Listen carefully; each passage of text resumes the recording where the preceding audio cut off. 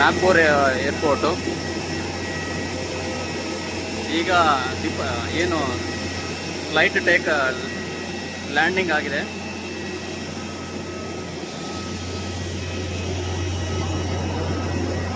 ನೋಡಿ, ಇಲ್ಲಿಂದ ತಗೊಂಡು ಹೋಗ್ತಾರೆ. ಮೀನ್ಸ್ ಕೆಳಗಡೆ ಕೆಲವೊಂದು ಅಟ್ಯಾಚ್ಮೆಂಟ್ ಇಲ್ಲ ಅಂದ್ರೆ ಕೆಳಗಡೆ ಕರ್ಕೊಂಡು ಬಂದ್ಬಿಟ್ಟು ಮತ್ತೆ ಇಲ್ಲಿಂದ ಬಸ್ಸಲ್ಲಿ ಪಿಕಪ್ ಮಾಡ್ತಾರೆ. ಇಲ್ಲಿಂದ ಅವರೇ ಮತ್ತೆ ಕರ್ಕೊಂಡು ಹೋಗ್ತಾರೆ. ಕೌಂಟರ್ಸ್ ಇರುತ್ತೆ ಅಥವಾ ಏನು ಅರೈವಲ್ ಪ್ಲೇಸಸ್ಗೆ, ಅರೈವಲ್ ಅವರ ಒಂದು ಏನಿದೆ ಆಫೀಸ್ ಅಂತ ಇರುತ್ತೆ, ಆಗ ನಾವು ಅರೈವಲ್ ಪ್ಲೇಸ್ಗೆ ಕರ್ಕೊಂಡು ಹೋಗಿ ಬಿಡ್ತಾರೆ. ಅಲ್ಲಿಂದ ನಾವು ಮತ್ತೆ ಎಕ್ಸಿಟ್ ಆಗಬೇಕಾಗುತ್ತೆ. ಅವರ ವೆಹಿಕಲ್ಸ್ ಏನು AC ಬಸ್ಸಸ್ ಲೈಕ್ ಬಸ್ಸಸ್ ಇರುತ್ತೆ, ಆ ಬಸ್ಸಸ್ಸಿಂದ ಕರ್ಕೊಂಡು ಹೋಗಿ ಮತ್ತೆ ಅಲ್ಲಿ ಬಿಡ್ತಾರೆ.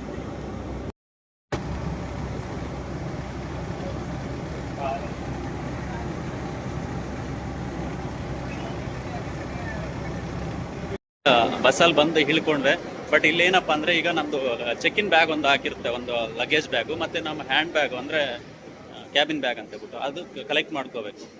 ಬೆಲ್ಟ್ ನಂಬರ್ 4 ನಂದು. ಇದು Nagpur airport. Check in bag collect ಮಾಡ್ಕೊಳ್ಳಿಕ್ಕೆ ಹೋಗ್ತಾ ಇದ್ದೀವಿ. ಆ ಬೆಲ್ಟ್ ಅಂತ ಇರುತ್ತೆ, ಅಂದರೆ ಇಂಥ ಫ್ಲೈಟ್ದು ಪರ್ಟಿಕ್ಯುಲರ್ ಬೆಲ್ಟ್ಗೆ ಅಂತ ಬರುತ್ತೆ. ಆ ಬೆಲ್ಟ್ಗೆ ಬಂದಾಗ ಮೋಸ್ಟ್ಲಿ ಇನ್ನೂ ಸ್ವಲ್ಪ ಲೇಟ್ ಆಗ್ಬೋದು ಅದು ಬರೋ ಅಷ್ಟೊತ್ತಿಗೆ. ಇವಾಗ ಅಲ್ವಾ ಬಂದಿದ್ದು, ಅವೆಲ್ಲ ಲೋಡ್ ಮಾಡ್ಕೊಂಬಂದು ಈ ಬೆಲ್ಟಲ್ಲಿ ಹಾಕ್ತಾರೆ. ನಮ್ಮ ಬ್ಯಾಗ್ ಯಾವ್ದು ಇರುತ್ತೋ ಅದರಲ್ಲಿ ತೊಗೋಬೇಕು. Belt number 4.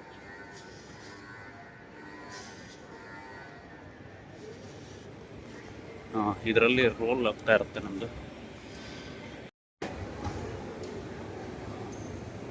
ಬರ್ತಾ ಇರುತ್ತೆ.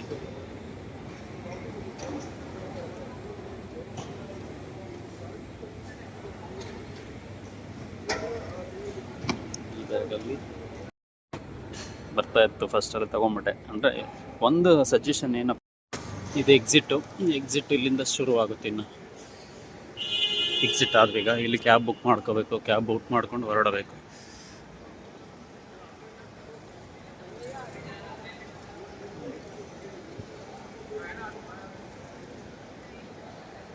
ನಾಗ್ಪುರ ಏರ್ಪೋರ್ಟ್ ಮಾಡಿದೆ, ಹೋಗ್ತಾ ಇದ್ದೆ ರ್ಯಾಪಿಡ್.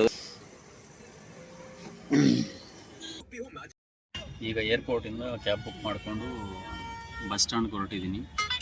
ನಾಗ್ಪುರ್ ಬಸ್ ಸ್ಟ್ಯಾಂಡಿಂದ ಮತ್ತೆ ಬಸ್ ಹಿಡ್ಕೊಂಡು ಚಂದ್ರಾಪುರ್ಗೆ ಹೋಗಬೇಕು. ನೈಟು 12 o'clockಗೆ ವರ್ಕ್ ಸ್ಟಾರ್ಟ್ ಆಗುತ್ತೆ.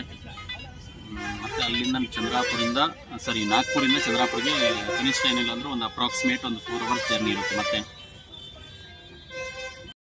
ನಾಗ್ಪುರ್ ಬಸ್ ಸ್ಟ್ಯಾಂಡಿಗೆ ಬಂದೆ. ಈಗ ಬಸ್ ಸ್ಟ್ಯಾಂಡ್ ಎಂಟ್ರಿ ಆದೆ. ಕ್ಯಾಬ್ ಅವರು ಡ್ರಾಪ್ ಮಾಡಿ ಹೊರಗಡೆ ಡ್ರಾಪ್ ಮಾಡಿದ್ರು. ಈಗ ನಾಗ್ಪುರ್ ಬಸ್ ಸ್ಟ್ಯಾಂಡಿಂದ ಚಂದ್ರಾಪುರ್ಗೆ ಬಸ್ಸು ಹುಡುಕ್ಬೇಕೀಗ. ಹುಡ್ಕೋದೇನಿಲ್ಲ, ಬಸ್ ಬಂದ ತಕ್ಷಣ ಹತ್ಕೊಂಡು ಹೋಗ್ತಾ ಇರೋದಷ್ಟೇ. ಇಲ್ಲಿ ಅಥವಾ ಇಲ್ಲೇ ಬರುತ್ತೆ, ಒಂದ್ಸಲ ಚೆಕ್ ಮಾಡೋಣ.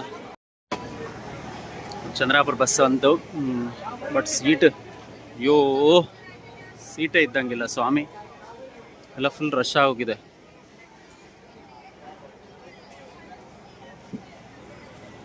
ಆಲ್ಮೋಸ್ಟ್ ಒಂದು 20-25 minutes ಆದಮೇಲೆ ಚಂದ್ರಾಪುರ ಬಸ್ಸು.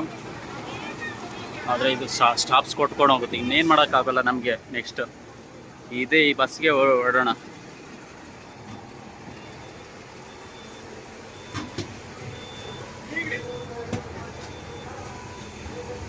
ಟೈಮ್ ಬಂದ್ಬಿಟ್ಟು 7:45 ಆಗ್ತಿದೆ. ಇಲ್ಲಿಂದ ಈ ಬಸ್ಸಿಗೆ ಬಂದ್ಬಿಟ್ಟು ಕನಿಷ್ಠ ಒಂದು ಅಪ್ರಾಕ್ಸಿಮೇಟ್ 4 hours ಜರ್ನಿ ಇರುತ್ತೆ. ಇಲ್ಲಿಂದ ಇವಾಗ ನಾವು ಏನು ನಾಗ್ಪುರಿಂದ ಚಂದ್ರಾಪುರ್ಗೆ ಒಂದು 4 ಗಂಟೆ ಹೆಚ್ಚು ಕಮ್ಮಿ ಆಗ್ಬೋದು. 4 hours ನೋಡಬೇಕು. ಒಂದು 11:30-12 ಆಗ್ಬೋದು.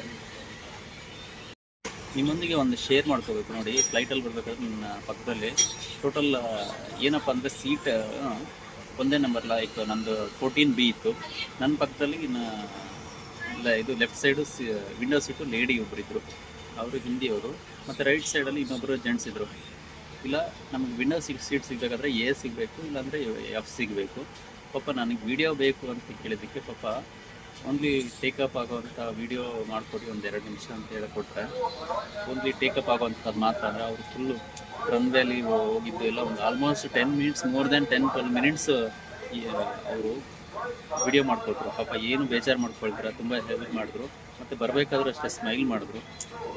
ಅಂದರೆ ಅವರು ಎಷ್ಟು ಚೆನ್ನಾಗಿ ಒಂಥರ ಒಂದು ಏನು ಜಾಸ್ತಿ ಏನು ಮಾತಾಡಲಿಲ್ಲ, ಬಟ್ ಆ ಒಂದು ಭಾವನೆ ಚೆನ್ನಾಗಿ ಮಾತಾಡಿದ್ರು.